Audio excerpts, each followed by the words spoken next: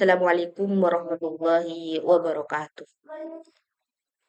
Pada kesempatan kali ini, saya akan menjelaskan tentang sejarah penerjemahan Al-Quran, mulai dari masa awal Islam, perkembangan penerjemahan di dunia Barat hingga penerjemahan di Indonesia. Itu munculnya penerjemahan dalam Islam. Jadi, pada masa Nabi Muhammad dan para sahabat, Al-Quran itu belum diterjemahkan secara resmi, teman-teman. Kenapa? Karena seluruh umat saat itu berbahasa Arab dan mereka memahami konteks wahyu. Bahkan banyak ulama-ulama klasik itu melarang penerjemahan secara literal. Untuk apa? Untuk menjaga kemurnian bahasa Al-Quran sebagai mukjizat.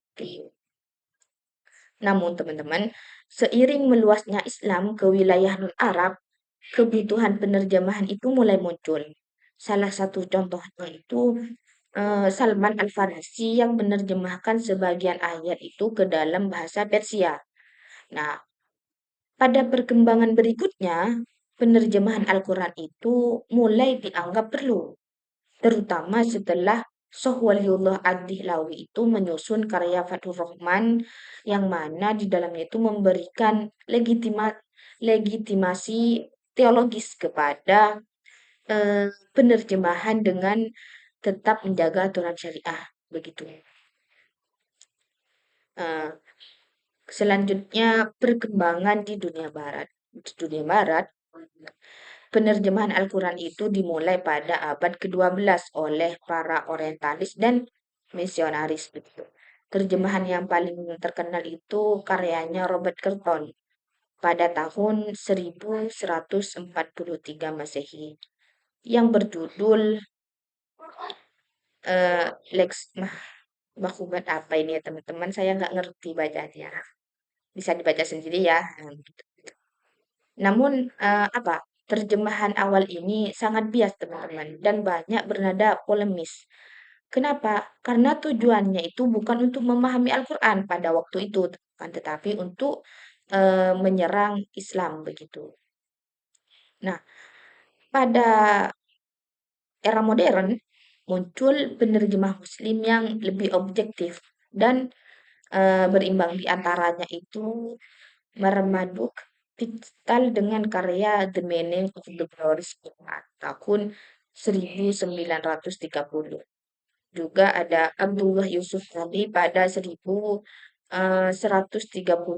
yang terkenal dengan catatan tafsirnya serta Muhammad Asad pada tahun 1980 yang menulis The Message of the Al-Quran of the Quran. Nah, dengan pendekatan apa? Dengan pendekatan rasional dan filosofis, yang mana karya mereka itu sangat berpengaruh dan digunakan secara luas hingga saat ini. Di slide selanjutnya ada perkembangan di Indonesia. Bukan Al-Quran, perkembangan di Indonesia gimana gitu.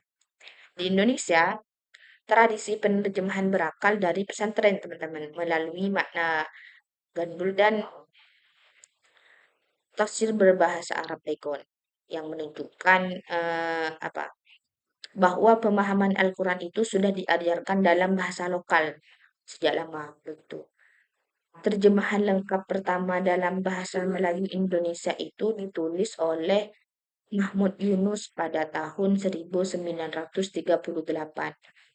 Lalu pada tahun 1965 Departemen Agama Republik Indonesia itu menerbitkan Al-Quran dan terjemahannya.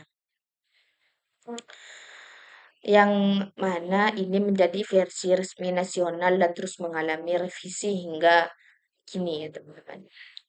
Di era modern, lahir karya besar seperti Tafsir Al-Azhar, pengarangnya itu Buya Habka, juga Tafsir Al-Misbah, pengarangnya itu Quraisy Shihab.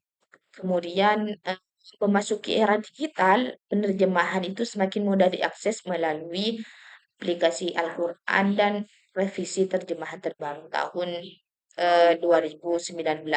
Ya. Semua ini teman-teman menunjukkan dinamika penerjemahan Al-Quran yang terus berkembang sesuai kebutuhan umat begitu. Mungkin itu saja ya teman-teman penjelasan dari saya mengenai sejarah penerjemahan Al-Quran, mulai dari masa awal Islam, perkembangan di Barat, hingga konteks Indonesia. Semoga materi ini bermanfaat untuk menambah wawasan kita mengenai perjalanan panjang Al-Quran dalam berbagai bahasa dan budaya. Kurang dan lebihnya mohon maaf. Wassalamualaikum warahmatullahi wabarakatuh.